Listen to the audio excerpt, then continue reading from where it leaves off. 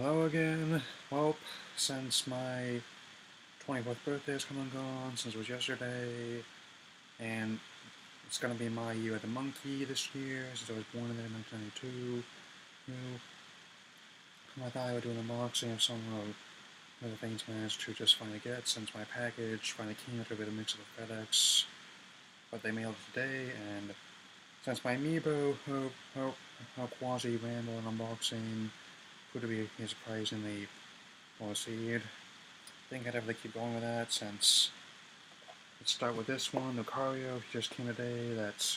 He's actually one of the rarer ones, and since, personally, he's my favorite Pokemon, and it looks like I'm not the only one that holds up belief that he's so hard to find, given how he fetches a premium often in second hand, and occasionally I consider importing the Japanese versions of characters, since it's not region locked like some of the games are, but it's last resort in many cases. So let's get this puppy open, and not just because he's a natural dog, respects, and this, and I still like it how there's no weaponry needed, like no scissors, no knives, or anything that's, and again, I had to commend them on the craftsmanship, his writing stance, and these are not pants, hands, like some kind of heavy believe these are actually parts of his legs, so, and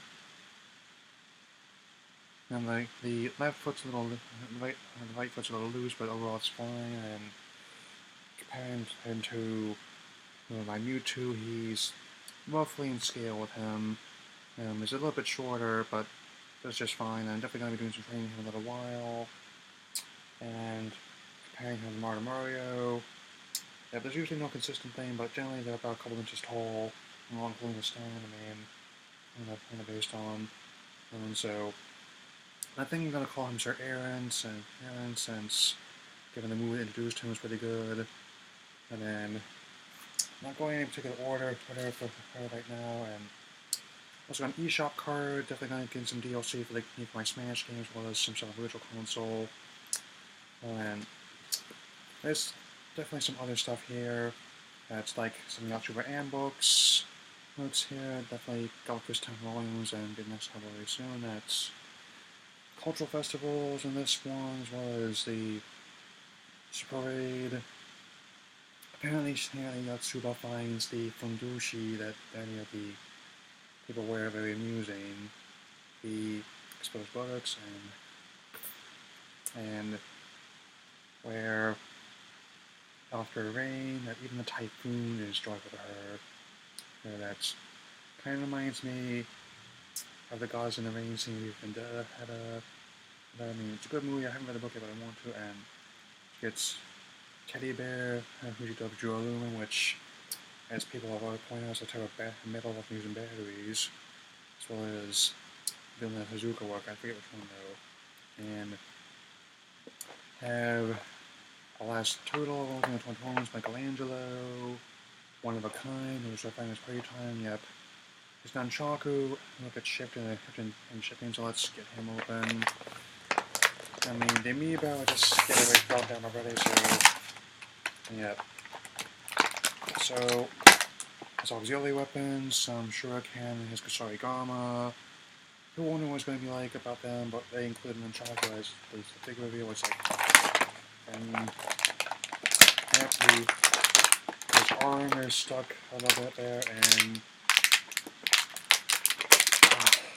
there he goes, and yep, and there's the goofball of the team. Most versions had ever since the original version of the show. I'm not sure what he was like in the comics, since most of their distinct personalities were inventions of the TV shows, and give him his nunchucks here. And I don't think I like it. I definitely use very high quality ones that's in terms of design articulation and now that completes the totals. Thinking there the next thing is going to be seeing some of the villains and allies as well, since I'm thinking about the variants and given how not quite as many as 1987 Heaven show, which one that was on when I was younger. I mean, and But some of the ones actually gonna do is interesting, like say the live stream Yokai one. So there's Mikey. Let's just set him down for now and start expanding my collection. Showing up PS3 games and Blu-ray. So make her 6. Next this. I wasn't sure what to think about this when it first came out, to be honest, and just when, since being given, but soon enough I actually watched it when it came out on DVD last year. It really surprised me a lot as an anime Marvel movie, and also, given the way it's presented, having similarities to anime and Tokusatsu as well. They're even planning including a Samuel Tokyo world on Kingdom Hearts 3, definitely looking forward to that in that case. Set that aside, and I've got the copy downloading on my iTunes right now. And Ni no Kuni. I have wanted this game for a long time. I gotta say that now that I finally have it, I'll be planning, it's quite a while into this year. But since it's gonna be a sequel coming on PS4 soon, I might think about getting that one for that. Since, to me, more than Yokai Watch, is really what Metal Fire's capable of, since being a dark, beautiful, and often very moving game, since the first section of the game, you're just put in a situation, can't feel for the controls and the gameplay style and story, and you lose who's your family when they try to save you, and have go on an epic journey to save them, and your assistant Drippy is kind of like a total opposite of Whisper in every way. Since this is a game that obviously I watch every way I can think of, since how the way it depicts is how dark they are, but there is definitely humor and heart. Since Drippy, rather than being the know-nothing, know-it-all character type, this sort of putting on air buffoon that Whisper is, that he is quite crafty, intelligent, and very snarky. This Scottish, also has a thick Scottish accent, and the voice acting is really good, and also art style is impressive, given how it's very much like a playable Studio Ghibli movie. To point out, they worked on a lot of the cast and crew. Apparently, they had some games made of movies that weren't very good in the past. That's why I get directly involved with this one. As you told someone to get the greatest hits thing, and sequel looks really good. As for Yokai Watch, I'm not really interested in it right now. There's a lot going on, and still thinking about it, given what happens, of course, a year. That's, and last but definitely not least by me, that's Legacy Tigerzord. That's after going to be reviewing this puppy as well as doing the other non-Amiibo stuff later. Like the movie I've been doing since another one of Legacy line, and the idea of having the Megazords being issued interests me quite a bit, and as you can tell by the box, normally I don't talk about this, but it's very nice. I see like the Legacy Megazord, and I would give it in a moment, but sort of need to spice it up, and I have 10 minutes, and since, let's get it out, since I had the, okay, so there's the sword right now. Let's just set that aside real quick for a minute, and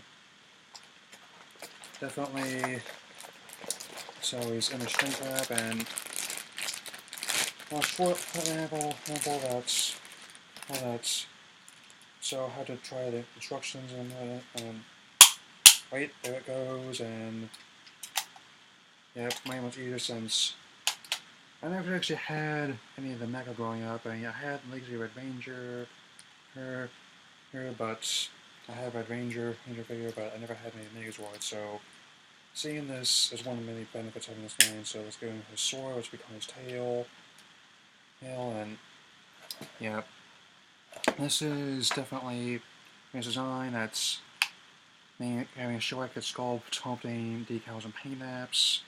It's based on the mythical Chibi's One Tiger from Ghost of Sentai Die Ranger, which favorite Sentai, and I'm pleased to hear announce that got that new figure smell even since, even though it's continued to the Legacy Thunderzords, for going rates, not gonna pre-order it just yet, just gonna see if there's any sales on them, I might do it, and this been a nice sculpt so far, and I'm definitely gonna have to get more of a feel of this guy when I review him since this bad boy, and in short, I still think it was cool on the show how got it, since And even though they were reluctant to have a core die range until they were being Legendary Sword and Super Mega Force last year, right, the year before that, really, in 2014, and that's, I still think it was really cool that Tommy was doing this when when, kind of like how Gandalf the Grey, even though he sacrificed himself, became even more powerful Gandalf the White, I mean,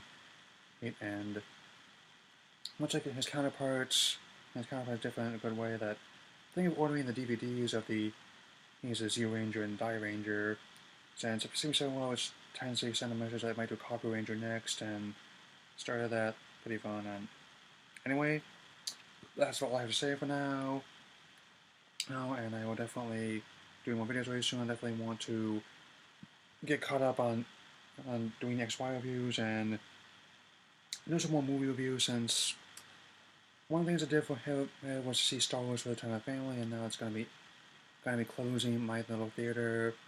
Now it's passed over $800 million domestic and well of 1.7 billion worldwide. Right. The Good Dinosaur's coming next. I heard that was pretty fun. I definitely want to see it. Especially given what happened, I'll have to address it. And Creed also looks really good. I'll have time clear playing that. So I will see you all later.